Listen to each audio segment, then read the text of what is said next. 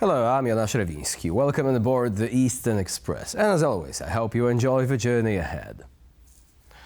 On today's episode, we focus on Russia finally admitting to kidnapping and deporting Ukrainian children. With thousands of children forcibly moved to Russia, Belarus or the occupied Ukrainian territories, Kyiv has long treated securing their return a top priority. Could Moscow's admission push the authorities towards achieving that goal? Let's take a look at our latest report to find out. The second round of talks between Russia and Ukraine and Turkey has come to an end. The aftermath can best be described as fallout. Some modest progress was made, but a ceasefire seems a faint hope. Both sides agreed to exchange prisoners, and Ukraine said it would study the ceasefire demands put forward by Moscow in the coming days. One of the main issues that came up during the talks is that of the Ukrainian children that Russian authorities have reportedly abducted and deported into Russia. If Russia is genuinely committed to the peace process, the return of at least half of the children from this list would be serving as a positive indication.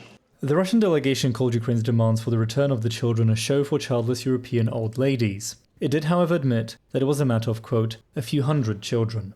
Kyiv has documented over 19,000 cases of children who were forcibly deported to Russia, Belarus, or the Russian-occupied parts of Ukraine since the start of the war. Only some 1,300 have been brought back under Ukraine's control. In 2023, the International Criminal Court issued an arrest warrant for Vladimir Putin over the unlawful deportation of Ukrainian children to Russia. Some are also on the gallery.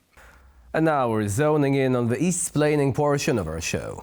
Although the recent talks in Istanbul between Russia and Ukraine resulted in modest progress, there is a growing concern that future talks won't lead to a breakthrough. Ukrainian authorities, along with some observers, doubt whether Russia is serious about any sort of peace deal. Peace negotiations to bring about an end to the war in Ukraine have been a cornerstone of the Trump administration's foreign policy. Yet despite many months of talks and sometimes heated discussions, an end does not seem to be in sight. So far, there has not been a single high-profile trilateral meeting between the US, Ukrainian and Russian presidents. Such a summit would most likely be regarded as a breakthrough and would raise hopes about some sort of deal being struck. But that doesn't seem to be the case for the near future, especially since the Kremlin recently said that such a meeting is unlikely to happen soon. Which puts the point of the meetings like those in Istanbul into question. Yes, it is valuable that Moscow and Kyiv have returned to some sort of form of official communication, and prisoner swaps have been a success, but they don't seem to be bringing a ceasefire any closer to reality, let alone an actual peace agreement. And now it's time to delve into the issue at hand in greater detail. In a notable development during recent peace talks in Istanbul, Russia has, for the first time, acknowledged deporting Ukrainian children, a move Ukraine views as a breakthrough in its campaign to secure the return of thousands of minors taken during the war. President Volodymyr Zelensky revealed that when Ukraine raised the issue of abducted children, Russian delegates initially dismissed it with disdain, referring to concerns as a show for childless European old ladies. Nevertheless, the Russian delegation ultimately accepted a list of 339 Ukrainian children whom Kyiv seeks to repatriate.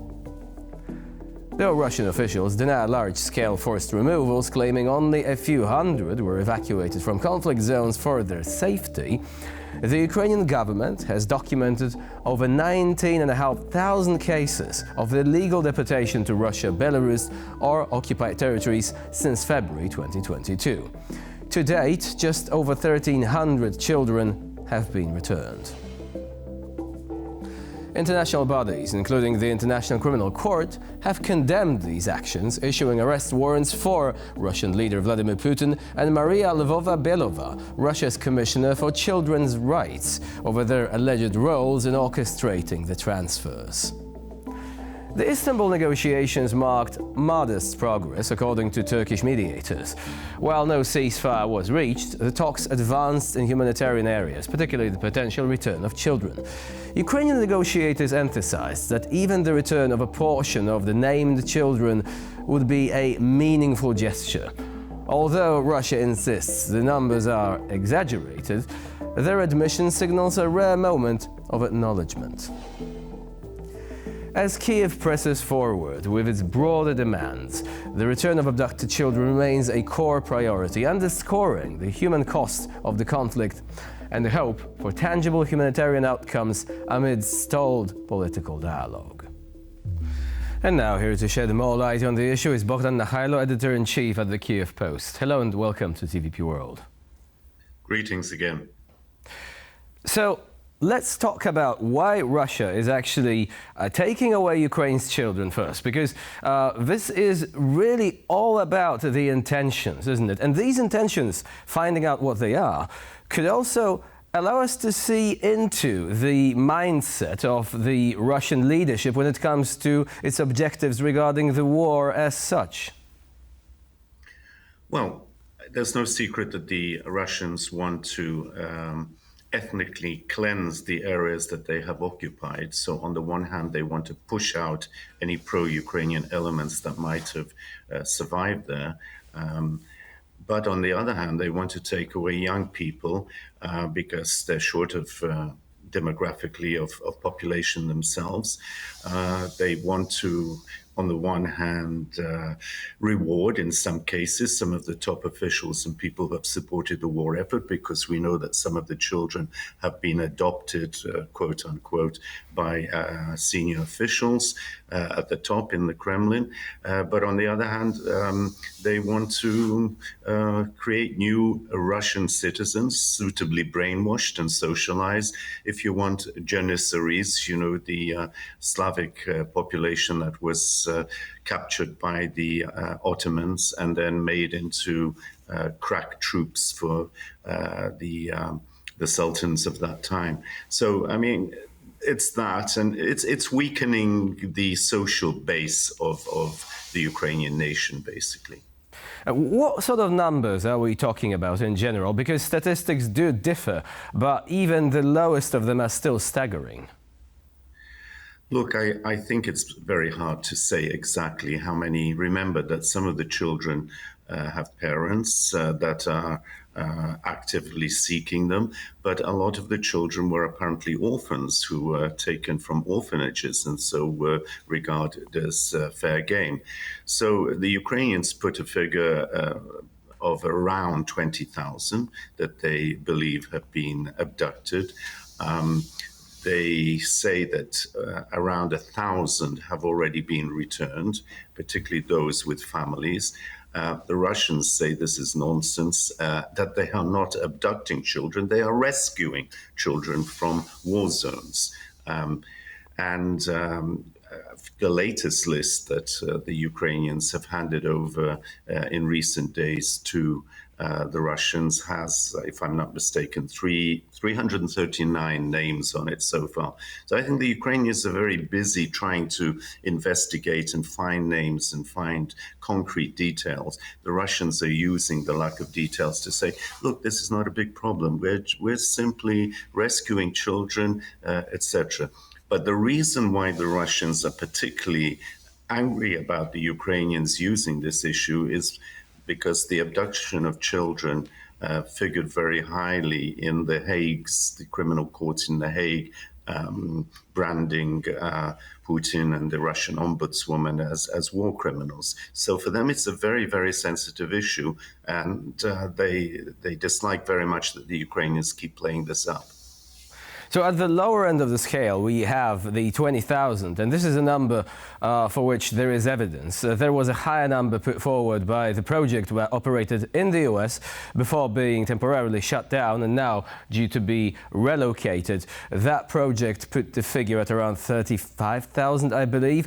But this is the lower end of the scale. Now, you've mentioned Maria Lvova-Belova, and at some point, she did mention that during the conflict there has been 700,000 kids removed from the conflict zone, and as you said, they framed this as humanitarian aid, as allowing these kids to rest and recover from living close to the front line. But make no mistake, this is Russia semi-officially admitting that these are really high numbers of kids which are going away and probably not ever returning to Ukraine if nothing is done about this. Yes, exactly. That's exactly what's happening. And it's very important, as you mentioned, that the Russians have in fact implicitly and perhaps even de facto admitted that they are engaged in this practice of seizing children, relocating them in Russia, something they've been very reluctant to admit to in the past. So this is emerged finally, and recently the head of the Russian delegation at the so-called peace talks in Turkey with the Ukrainians, he also gave an interview to TASS and more or less poo-pooed the very idea, saying, why are the Ukrainians are making such a fuss about this, and cynically said this was for old ladies in the West, to win sympathy for the Ukrainian cause. But in fact, there are not millions, they're not hundreds of thousands. So he was trying to, minimize the figure, but again, admitting to TASS that this was an issue and that children were being relocated from Ukrainian territory into Russia. Would you agree that there is compelling evidence that this practice, in fact, constitutes a form of genocide? If you see it as part of the overall scheme that the Russians are using, yes, I would think so, because they are out to destroy the Ukrainians as a nation, not simply as a state. They deny the very existence of the Ukrainians as a separate people. Putin does this constantly with his pseudo-referrals to history, that there's never been a Ukrainian people. They're all Russians. They don't know it. They don't want to be Russians, but they are Russians. But look, I think that on the one hand, you've got Russia acting as the most Russophobe state on the planet. Why? Because it's killing Russian speakers that it's supposed to be saving from Ukrainian nationalists, Nazis, or whatever they tend to say when they talk about Ukrainians. And on the other hand, they're not being welcomed in those areas. But the Ukrainians themselves see this as a genocidal onslaught with barbaric methods being employed, because Ukrainians are not allowed to exist on the territories that are captured, occupied as Ukrainians. The immediate action is to burn Ukrainian books, destroy any symbols of Ukrainian culture, imprison any Ukrainian dissenters who are loyal to Kyiv. But that has been preceded by a push to cleanse the territories of Ukrainians as such, and only leave Russians as they see it, that is, Ukrainians left behind who are offered, but effectively forced to take Russian passports and to embrace Russian citizenship at gunpoint. And made to vote in pseudo-elections or referenda that supposedly integrate these seized Ukrainian territories into the Russian Federation.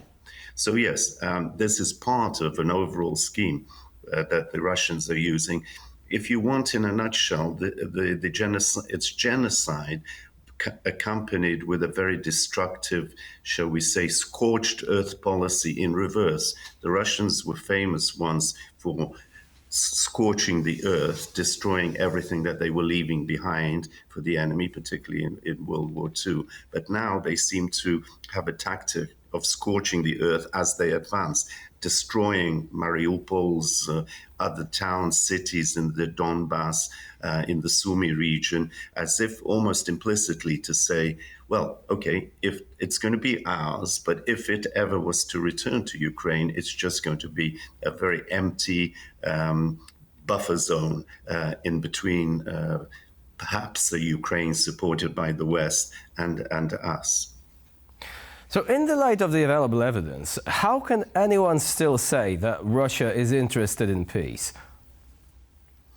Well, I don't know. There are those people who fool themselves for whatever reasons. They have selfish motives. Some top leaders of this world, who claim to be friends with Putin, they have their reasons.